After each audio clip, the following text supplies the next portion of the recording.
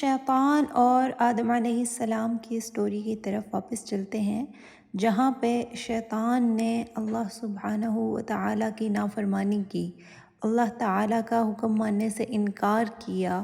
اور پھر اللہ سبحانہ و تعالیٰ کو چیلنج بھی کیا کہ میں انسانوں کو ضرور بالضرور بھٹکاؤں گا۔ تو اللہ سبحانہ و تعالیٰ نے فرمایا اخرج منہا، یہاں سے نکل جا، فإنک رجیم، بے شک تو رجیم ہے، مردود ہے۔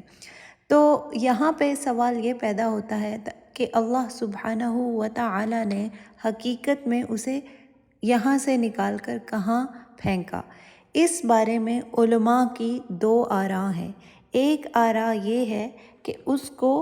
خروج من المنزل یعنی اپنے مقام سے نکالا گیا تھا، اور دوسری اوپینین یہ ہے کہ اس کو جنہ میں سے آل ٹوگیدر نکال دیا گیا تھا۔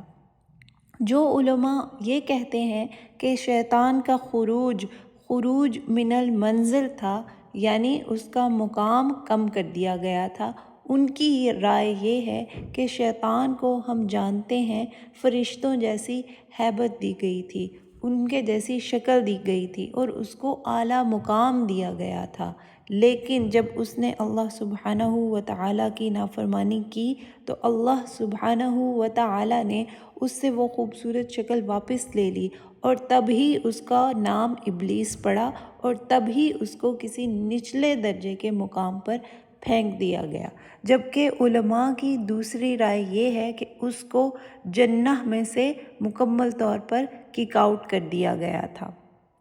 مگر پھر سوال یہ پیدا ہوتا ہے کہ اگر شیطان کو جنت میں سے نکال دیا گیا تھا تو پھر وہ کس طرح آدم علیہ السلام اور حوا علیہ السلام ان دونوں کو بھٹکانے میں کامیاب ہوا؟ ایک رائے تو یہ ہے کہ شیطان جنت کے دروازوں پر کھڑا ہو کر آدم علیہ السلام اور حوا علیہ السلام کو پکارتا رہا، اور اس طرح اس نے اپنی آواز ان دونوں تک پہنچائی اور ان کو اللہ سبحانہ و تعالیٰ کی نافرمانی کرنے پر ابھارا۔ لیکن علماء کی دوسری رائے یہ بھی ہے کہ اس نے اپنا وسوسہ مسلسل